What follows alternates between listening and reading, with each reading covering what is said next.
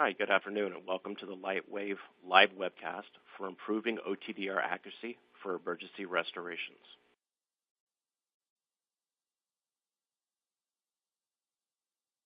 My name is Larry Wheeler. I'm the training manager for the Light Brigade. I am the training and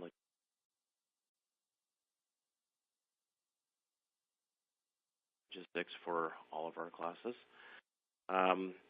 Just to forewarn, I am feeling slightly under the weather today, so I will try and not cough into the microphone when possible. Once again, this presentation will be available on demand 24 hours after today's session on lightwaveonline.com. If you have any questions, feel free to type the Ask a Question box. That will be parlayed to us so we can try and contend with any questions as they arise. At the end, also, I will be trying to answer as many questions as I possibly can during the time allotment.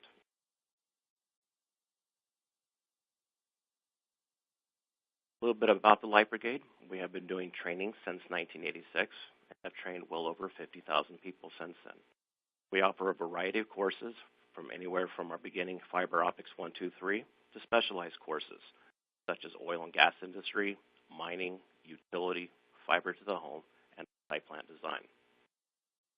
Feel free to look up any courses or any information on lightbrigade.com. Today's objective is we're going to summarize the role of the OTDR and how it works. We're also going to discuss the index of refraction values, not only for the optical fiber, but for testing an optical cable. We're going to discuss why there's differences between fiber manufacturers, whether you're using fiber manufacturer A, fiber manufacturer B, and even if they're on the same cable run and you're testing from your head end out. We're going to discuss how to use the correct index of refraction during an acceptance test and how to adjust that so not only your fiber but your cable match distance will ensure that you'll have better accuracy when trying to find a fault in your fiber optic line.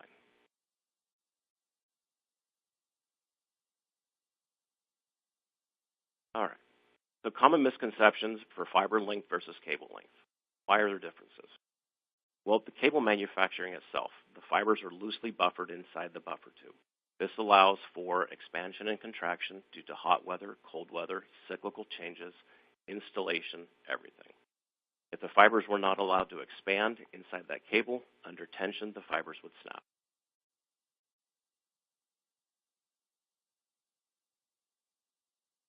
Excuse me, just a second.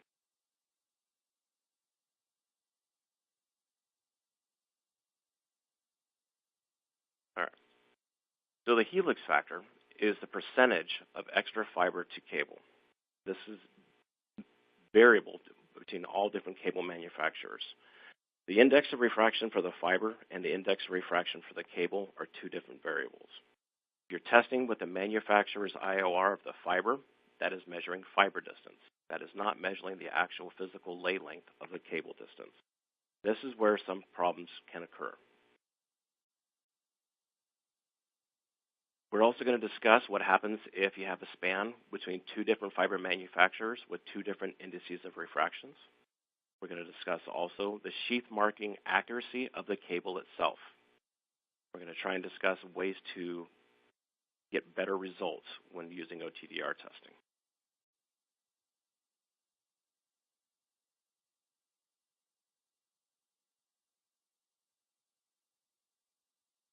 As stated before, the fiber length is always longer than the buffer tube, whether this be a stranded cable where you have multiple buffer tubes surrounding a centralized strength member, or inside of a central tube cable where all your fibers are laid loosely inside of a central tube inside that cable. Once again, this allows for the cable to expand and contract without damaging the optical fibers contained inside those buffer tubes. In a stranded style cable, the buffer tube wraps around a centralized strength member. Again, periodically change in direction, known as a reverse helical wrap. This is going to cause us problems when we are trying to locate a break. If you have a high fiber count cable, such as greater than 60 fibers in a cable, then you're going to have both an inner and an outer row of buffer tubes. It's very important that the technician, when trying to find measuring to a fault, knows which buffer tube they're in, and if it's in an inner row or an outer row when testing. These can cause significant distance challenges when using the OTDR.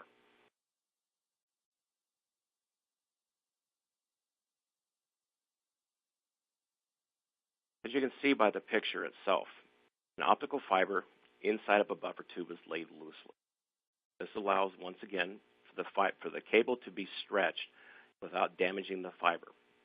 This can be done in hot weather between poles and cable sag, or it can contract once again in cold weather as well. We want to allow that fiber to be able to expand and contract inside the buffer tubes without damaging.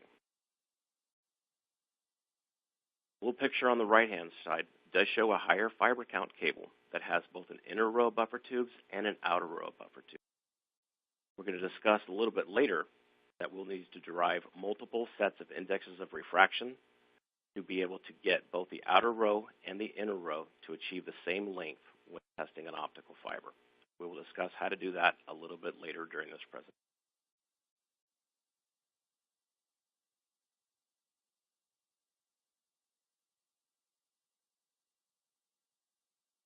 As you can see in the picture, there is an open cable, and this is a stranded style cable which shows the reverse helical rack of the fiber itself. The very center of the picture at the bottom is where the fiber buffer tubes change direction. Start off in one direction, stop, and spin back in the opposite direction. This allows, once again, for the cable to be stretched. The buffer tubes will release from that helical wrap without damaging the fibers that are inside. The excess fiber length, once again, is going to change and can be up to 0.8% length difference between the cable sheath and the fiber length itself. The excess fiber length is larger in drive tube cables than they are with a gel-filled cable as well, or in a central tube cable where all your fibers are inside a centralized buffer tube instead of the stranded style cables. Again, this protects the fibers from stresses on the cable due to expansion and contraction from the buffer tube, from installation, improper pulling methods, and environmental factors.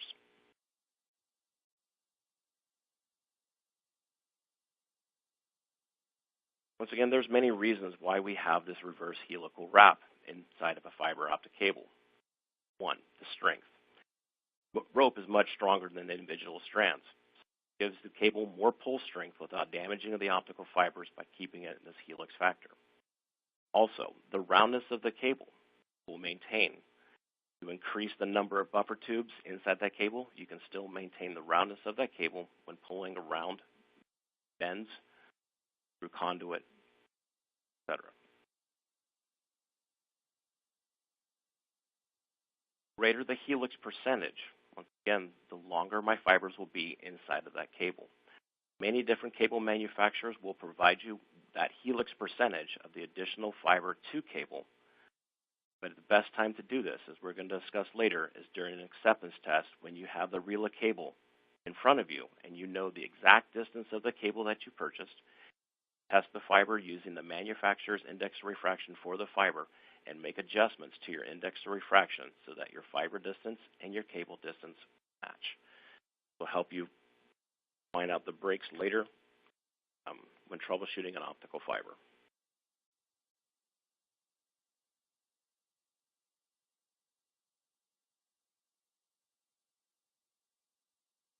All right, helix factor length variables. Once again, the helix factor will vary depending on the fiber count, the number of buffer tubes, and the cable style itself, whether it be a stranded style cable where your fibers are periodically reversing around a centralized strength member, or in a central tube cable where all your fibers are laid loosely inside of a central tube. Cables up to about 60 fibers, once again about 1.6 to 1.8% longer on the fiber than the actual cable distance themselves. In a centralized tube cable, that percentage is much less. Fibers themselves do not wrap around a centralized strength member, and therefore the percentage of the excess fiber to the cable is much. With higher fiber count cables, fiber counts up to 144, there's a single layer of buffer tubes, and there can be an outer layer buffer tube. And this percentage can be greater too, up to 3.8%. And once again, it's very important that when you're testing an optical cable, make sure you know which set of buffer tubes you're in, if you're in an inner row or an outer row of buffer tubes.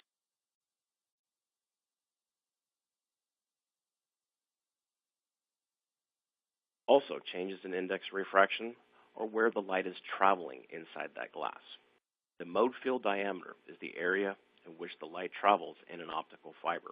There are variations for the index of refraction depending on where that light is traveling inside the MFD, or mode field diameter. Below is an example of a Corning SMF 28E+. Mode field diameter of a 9 micron has an index of refraction of a 1.4679.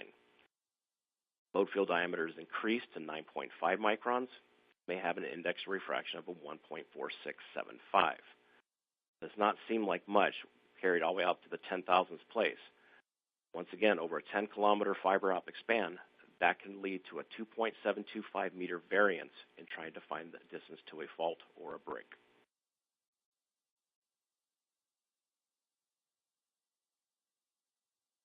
Other factors that will affect the length difference: sequential marking accuracy. How accurate is the printing wheels when the markings are placed on the side of the cable? How accurate are those sheath markings? Once again, we're going to determine later in this presentation on how to make a cable index of refraction by using the effective fiber measure distance versus the cable sequential marking distance. Contraction in cold weather can be as much as 0.2% as well. Again, it doesn't seem like much, being 0.2%, but over a 10,000-foot cable, 10 to 20-foot error may occur just because of the contraction of the optical fiber. Other factors that may affect your length is the OTDR's accuracy. How does it measure time? The clock itself measures picoseconds, nanoseconds, or microseconds accurately, then your fiber distance should be good. The old formula, distance equals rate times time, comes in. If we know how fast the light is propagating down the fiber, and we know how long it is traveling for, then that gives us distance. However, if that time measurement, the clock accuracy, is incorrect, or off just the slightest percentage, then that affects our distance to our event. How the OTDR measures data point spacing can also affect where fault or event we're looking at will be. Several different manufacturers of OTDRs have the ability to go and change the data point resolution. But if we're measuring a 10,000-foot cable and we have 10,000 data points, then it samples that fiber every foot. We can increase that data point to 20,000 samples along a 10,000-foot cable, then we can get an accuracy a little bit better. Some OTDRs have a mode called high resolution acquisition mode. Will once again increase the data points, giving a little bit better accuracy when trying to find a fault. Also, the index of refraction variations in a fiber under test due to the mode field diameter change and the wavelength will also affect distances.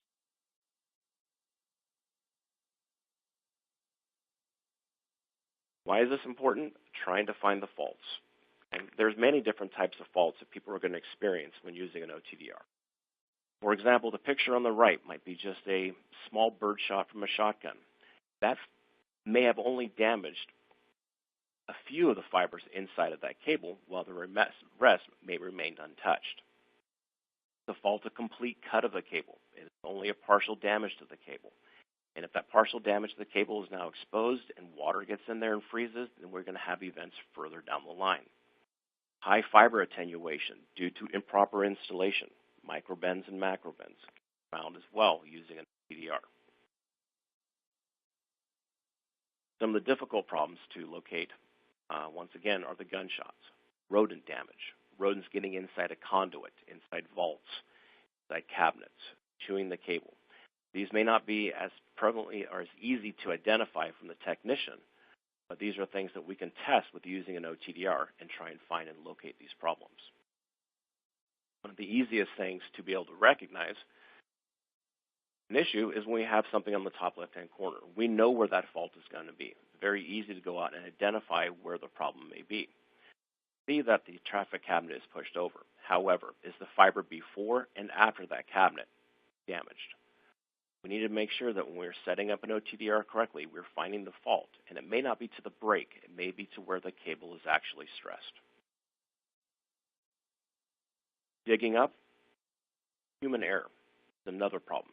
When people are digging or using a post hole digger, backhoes, these are problems that can cause a very localized problem, but also can affect the cable over a greater distance on both sides.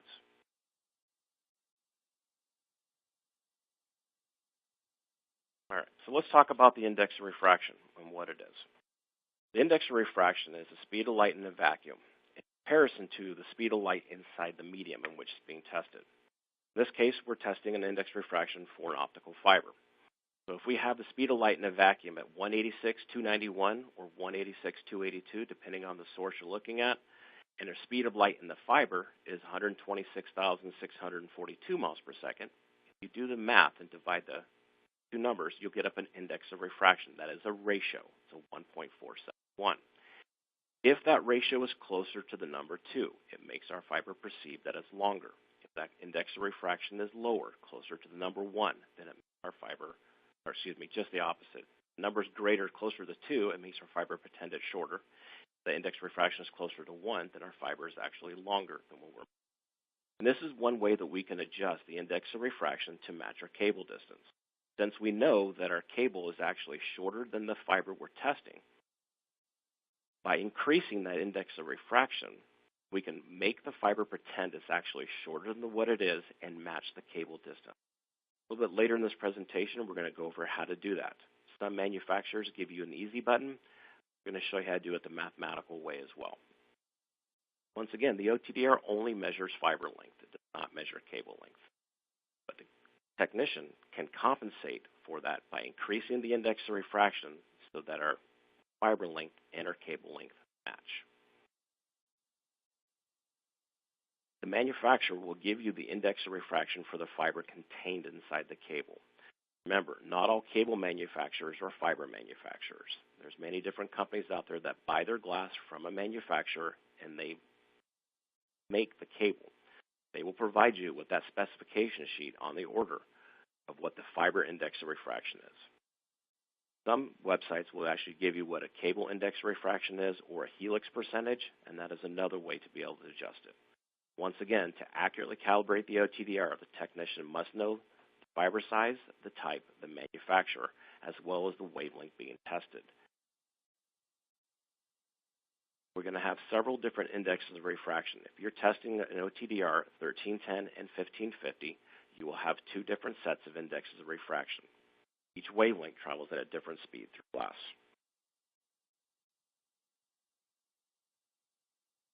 Each fiber manufacturer uses different manufacturing techniques for the fiber preforms. This in itself will change the index of refraction from manufacturer, fiber type, and also change it during the wavelength. For example, chocolate chip cookie. If someone says you have a chocolate chip cookie, there's many different recipes in order to make that chocolate chip cookie.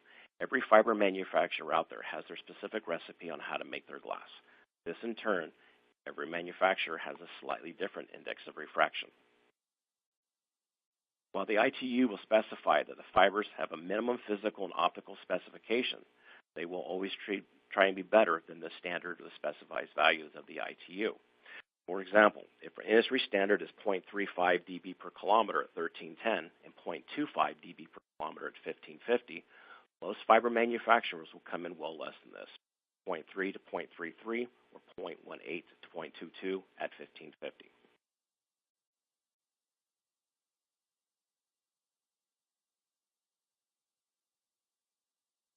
For example, we have some index refraction values for several different manufacturers of fiber. You can see that there are slight variations between 1310 and 1550. There's also slight variations between the different styles of fiber from the different manufacturers.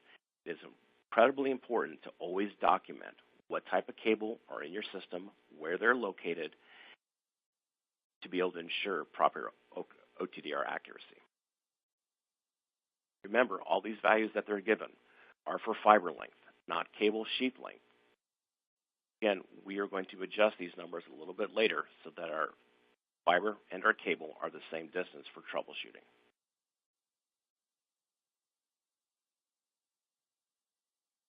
All right, so when testing with an incorrect index of refraction, putting these numbers correctly into your OTDR is extremely important. If the index of refraction is supposed to be a 1.471, because of an error, you type in 1.472. Over a 10-kilometer span, about 7 meters off. It doesn't seem like much, but as you increase that distance and you start measuring longer spans, that becomes a big issue when trying to find a break. If you type in a 1.481 instead of a 1.471, then you're 68 meters or roughly 223 feet off. That becomes a large issue. Incredibly important that we take time in setting up an OTDR and type in the index of refraction correctly in order to get the correct fiber distance.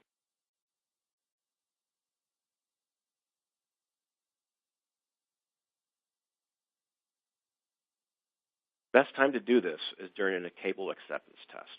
When you order a reel of fiber or a reel of cable from a manufacturer and the cable is in your yard or in your office, you can look at the order sheet, you can look at the cable itself, see the sequential markings on the tail and the lead of that cable, know the exact distance of how much cable is on that reel. Then by using the fiber manufacturer's index of refraction, you can test that span and you'll get a fiber length. This is the best time to calibrate the OTDR to test for the cable index of refraction. We're going to discuss a little bit later in these slides on how to adjust these two variables so you get a cable index of refraction for testing and troubleshooting and finding a break. Once again, if you were to always test a fiber using a cable index of refraction, your dB per kilometer values will change, as you're making the fiber itself pretend it's shorter than it really is, and that will increase our dB per kilometer and may fall outside of the ITU specification.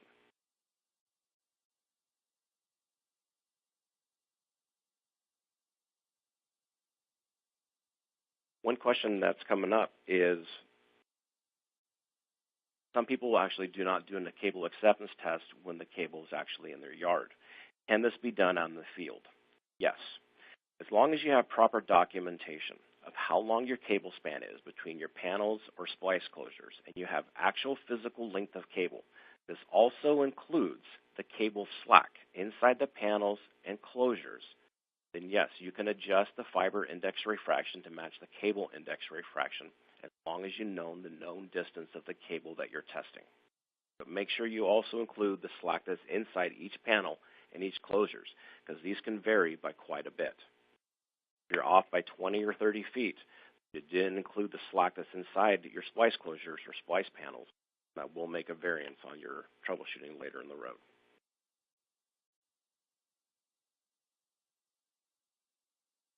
How accurate is my OTDR? All OTDRs have a certain amount of distance uncertainty. Some of these things, some of these variables may be the clock accuracy and the stability of the clock and its ability to measure time. Again, the sampling resolution. How often is that OTDR taking a sample of the backscatter to give you your final splice results, or your final OTDR result? Once again, also the index of refraction variations due to changes in the mode field diameter, also the changes in the wavelength being tested. These values are often combined in the spec sheet as distance measurement accuracy. If you're interested, you can look up the different OTDR manufacturers and try and find out how accurate your OTDR is. Clock accuracy is, once again, the time domain of the optical time domain reflectometer, or the OTDR. These values vary from machine to machine and can range quite a bit. Your clock accuracy, once again, is off, even by 0.0011, 0.02, 0.025%. These right here could add quite a bit of an error, 2 meters, 3 meters over a 40-kilometer span. It doesn't seem like much unless you're the person with the shovel digging in the field.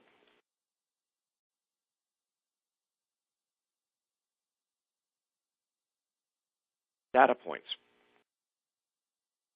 All right, the data points, once again, is the sampling resolution of an OTDR.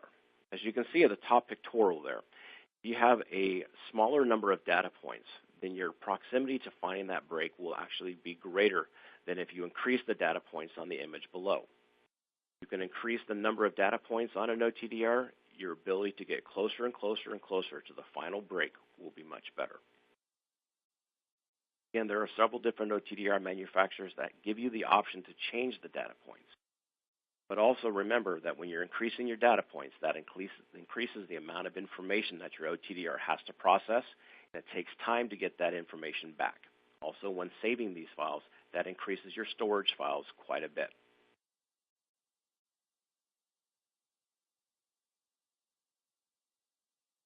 There are issues with OTDRs and where they cannot measure. OTDRs have what's known as a dead zone. A dead zone is an area in which the OTDR cannot take a measurement because it is blinded by the reflection coming back to the OTDR. As you increase your power or you increase your pulse width, these dead zones will increase. One way to be able to reduce your dead zone is to decrease your pulse width, increase your averaging time to let it see, and you'll be able to see closer and closer and closer to the event that's causing that dead zone. Once again, the greater the reflective event is going to increase your dead zone as well. Again, the shorter the laser's pulse, the shorter the dead zone. But I recommend also, if you decrease your pulse width, increase your averaging time and let that trace clean up. One of the best things to do is run your OTDR in real time. You can adjust and play with your pulse width to be able to get you closer and closer to that event. But then once you turn it back into an averaging mode, increase your averaging time and let your trace clean up over a longer period of time. The other thing you can do also, if you're having a problem on the other side of an event you think is in your dead zone, is measure the fiber from the opposite direction.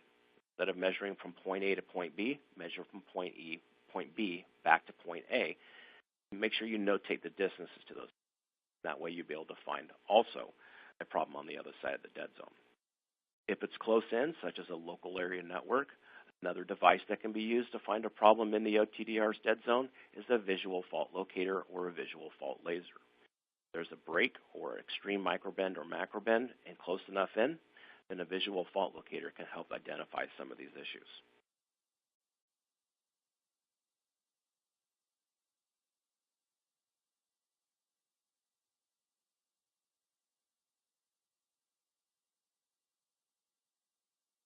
Seem to be having a connection issue here. I'm trying to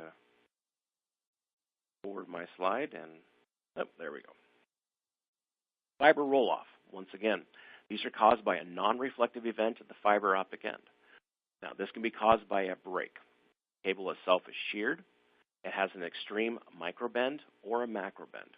Once again, the difference between a microbend and a microbend is a very localized event, such as a kink, a tie wrap, but a macrobend would be maybe caused by a bend radius, something that's over just a little bit greater of an area and is not affecting the fiber's ovality itself.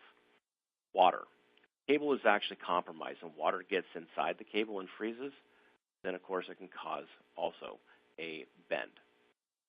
Cable has been broken and there's cable gel surrounding the fibers, then that will also cause, instead of a spike at the end, you would get that roll off as well too. So it all depends on where your fiber is broken, how it's broken, whether it be a reflective event or a non-reflective event.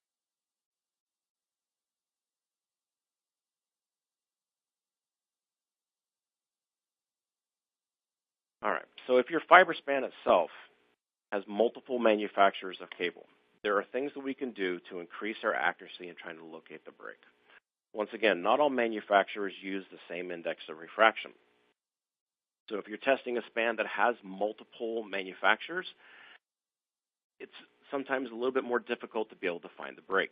In the top diagram there, you see under section number 1, you have an index of refraction for your cable of a 1.507.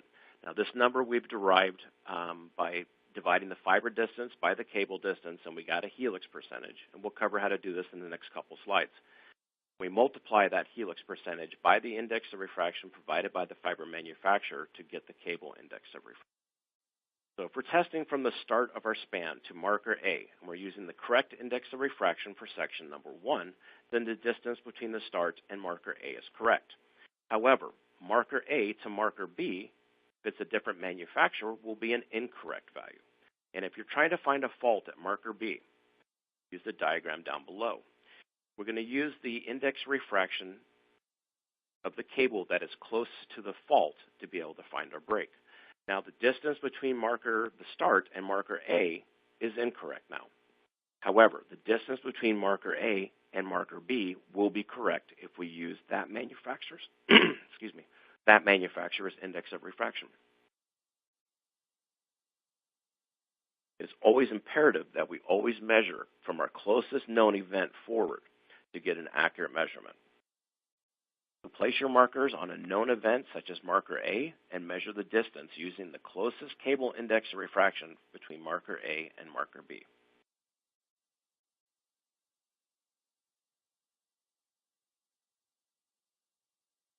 So that is one way to improve the accuracy when in restorations or troubleshooting to find the break.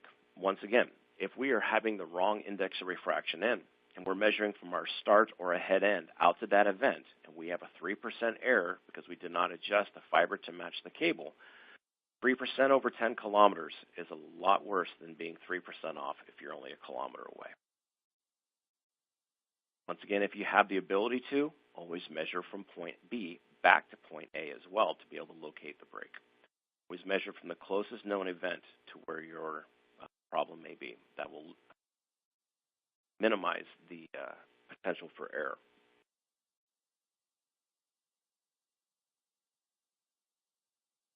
If you have an event, the diagram on the bottom, once again, 1310 is not showing you an event that's close to where our problem lies, but 1550 is. Make sure you test the fiber on both wavelengths or all wavelengths that you're actually communicating at. Some events may show up at 1550 where they will not show up at 1310. Primarily, these will be caused by a microbend or a macrobend.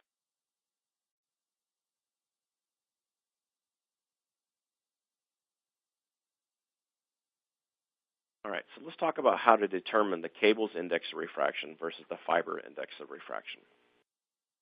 Once again, loose buffer cables will always have a variance between the sheath length and the actual fiber length. What we're going to do is set up the OTDR to test the cable using the correct fiber index of refraction for the cable purchased. We want to do this per wavelength. You're testing your fiber at just two, 1310 and 1550, and we're going to create a cable index of refraction for those two wavelengths. If you're testing your cable at four wavelengths, 1310, 1490, 1550, 1625, then we're going to have to derive the correct testing index of refraction for each of those wavelengths. Once again, we're going to compare the results to the sequential markings on the cable being tested. First things we have to do is when we have this fiber, this cable for an acceptance test, is we're going to test it using the manufacturer's index of refraction, and we're going to get our known fiber distance. We're then going to look at our sequential markings on the cable itself and determine the actual sequential length of that cable. Then you divide the fiber length by the sheath length, the cable length itself, and you're going to get a helix percentage. For example, if our fiber is 10,320 feet long and our cable that we ordered is 10,000 feet long, dividing those two numbers together, we equal a 1.032 or a 3.2% helix factor. Some manufacturers of OTDRs give you an easy button where you can dial in that 3.2% and it'll automatically adjust the cable distance to match the fiber distance. If you do not, then take it one step further. What we're going to do is now take that helix percentage that we derived by dividing our fiber distance by our cable distance, and we're going to multiply that by the index of refraction used to get that cable, the fiber distance. So down below, 1.032, multiply that by the index of refraction you used to get that fiber distance of 10,320, and that's going to give you your adjusted index of refraction so that your fiber and your cable will match.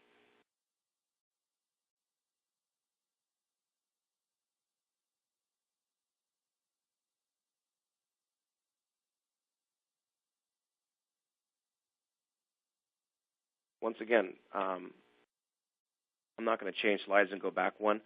But once again, if you're using constantly your cable index of refraction for all your testing, this will change your dB loss per kilometer values of your fiber itself. So make sure that when you're testing your fiber itself and you're trying to get the values of what the fiber is losing, use the fiber manufacturer's index of refraction. You're going to use the cable index of refraction only to determine the length to events, such as a break or a problem.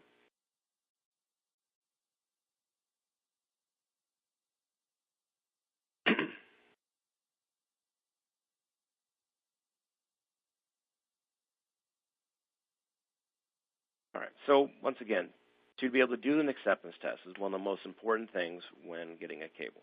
Many problems can arise between the time that the fiber or the cable leaves the manufacturing plant and comes to you. That cable goes through transportation companies, it may get damaged as well. When we have a cable and we're going to do an acceptance test, the easiest thing we can do is open up that cable, access the buffer tube, open the buffer tube, grab the fibers, clean the fibers, strip the fibers, and cleave the fibers. We can access that doing several different ways. Mechanical splice is one of the best ways. That way you attach your pigtail to your OTDR, you're mechanically splicing on the optical fiber being tested on the reel. You can do that by either doing a mechanical pigtail splice, you can do it by fusing on pigtails, which is a little bit more labor intensive and costly, or you can use a bare fiber adapter to test the cable. But make sure you never plug a bare fiber adapter directly into an OTDR. Attach that using a patch cord. Never want to damage the internal connection into an OTDR. You want to confirm your attenuation, your dB loss per kilometer for each wavelength matches your fiber manufacturer's specification sheet. We're going to verify that the OTDR trace is linear with no events in the span. If you order a reel of cable and you have your starts to your end, there should be no events or faults within that cable. If something appears, then that means the cable may have been hit during transportation or something may have happened to it. We want to look at the slope of the line. Once again, 1310 has a higher attenuation, has a higher dB loss per kilometer than 1550. So the linear trace of the screen itself, 1310, will have a higher slope than 1550. If 1550 ever crosses over 1310 at a point or increasing over the end of that span, then you may know that cable itself has been stressed in some way. You also want to make sure that the fiber is continuous to the full end of the cable. So one great way of doing that is when you're doing an acceptance test is open up both ends of your cable. When you're testing an optical fiber and you're testing from your tail to your lead or from your lead to your tail, it is the best thing to do is take the end of that fiber and bend it. A micro bend or a macro bend will be non-reflective, but a cleave fiber will show you reflection. By bending that optical fiber at the end of that cable run, if you see that reflection change, that means that you are getting your light all the way to the end. There have been instances where the cable are actually broken short distances from the end of the cable, and they are not known until after that cable is actually installed.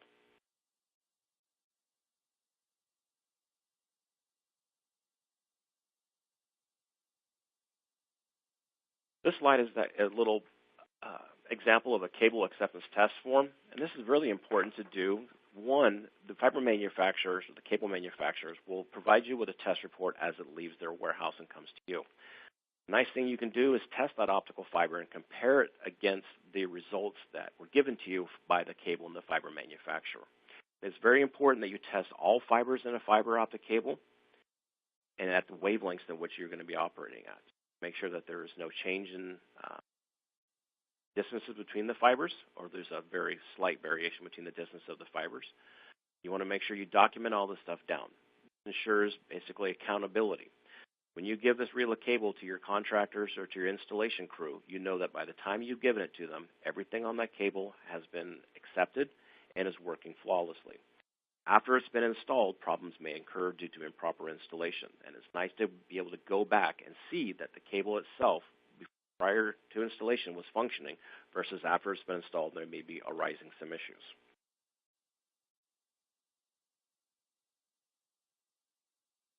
All right, as a summary, the OTDR is dependent on the accuracy of the index of refraction. Once again, if we're trying to find the break, we need to be able to adjust the fiber index of refraction to derive a cable index of refraction. Best time to do this is when the cable itself, when you have the known length of that cable, testing it with the fiber manufacturer's index of refraction and deriving our new cable index of refraction. When there's a problem, always measure from the closest physical point for greater accuracy, or measure from the closest known event, such as a splice case or a panel, that you can measure the distance from that panel to the break or to the fault. If you're off of 1%, better to be off 1% over a shorter distance than 1% over a greater distance. Look for stresses before and after the fault by using the longest wavelength available. Once again, 1550, 1625 are way more susceptible to microbends and macrobends than a shorter wavelength like 1310. If there is an issue, it hopefully will appear at the longer of those wavelengths. Document your fiber types, the manufacturer, the date of installation. At the same time, document down not only the fiber index of refraction, but also the cable index of refraction. That way, when you're sending out one of your employees to locate the break, you can use the cable index of refraction to put them as close to that physical break as possible versus using the fiber index of refraction where you may be 3% away. Over a short run, that 3% doesn't seem like a lot. But 3% over a 10-kilometer span is 300 meters. That's almost 1,000 feet. That variable right there is pretty difficult to start digging that long. Once again, make sure you document the fiber type, the manufacturer, the date of installation. Document down both your fiber index of refraction as well as the cable index of refraction. All right. We have a couple questions coming up I want to try and access. One of the questions is, can you use a launch box to get rid of your dead zone? And the question of that is no. A launch box does not get rid of a dead zone. The purpose behind using a dead zone box or launch box is to get your first customer's panel connection out of the dead zone created by the OTDR so that you can measure not only the insertion loss but the reflection of the very first connection. If you were to take your OTDR and plug directly into your network without using a launch cable, you'll never be able to measure the insertion loss of that connection. Sometimes your very first connection may have a problem and it will not show up on an OTDR. So you use a launch box or a dead zone box to be able to space your first event out of the dead zone created by the OTDR's connection so that you can not only measure the insertion loss, but you can measure the reflection of that very first event. Some people will also use a launch box at the far end of a span. That way they can measure the insertion loss and the reflection of the far end connector as well. All right, we have another question. The question is, what is the best way to find the fiber index refraction on older fiber in the plant that may have not been recorded properly? You're trying to troubleshoot it now. Well, that can be one of the most difficult issues, is that if there's no documentation to let you know how long a cable is. A lot of times the sequential markings on the cables wear off over time.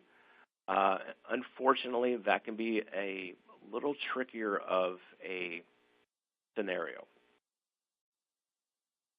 Hopefully you have some kind of documentation about where a splice point is.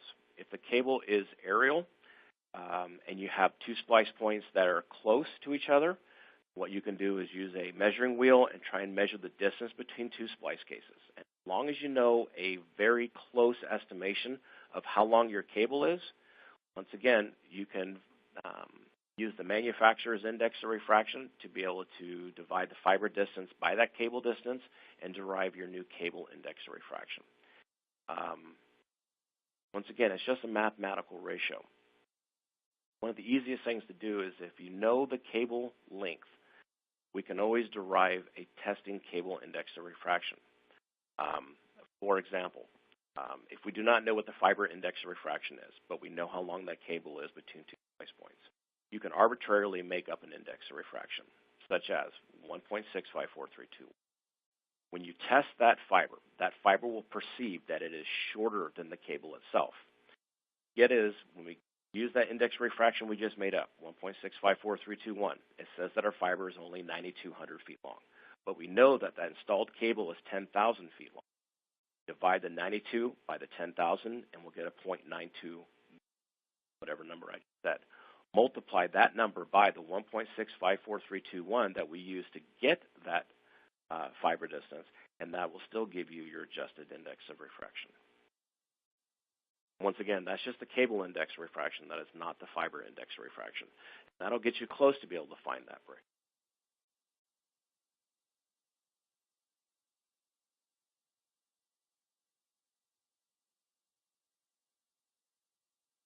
If you have any questions, please feel free to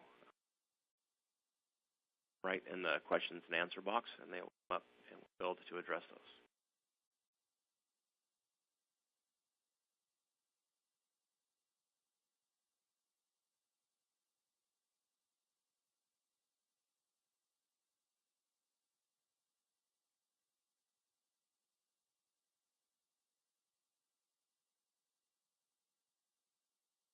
Once again, if you have any questions, you can feel free to call us at 1-800-451-7128, or you can call us direct at 206-575-0404.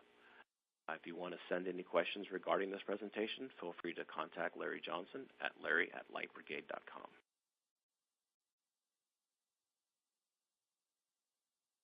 The next webinar series will be the evolution of fiber to the home systems on March 16th, 2016.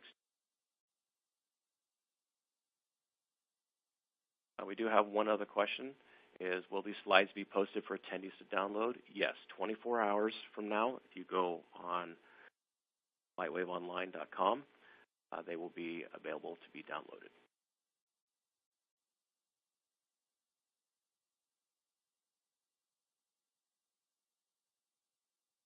All right, any other questions?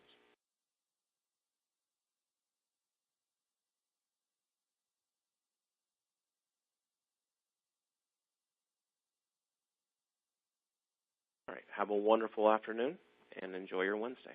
Thank you.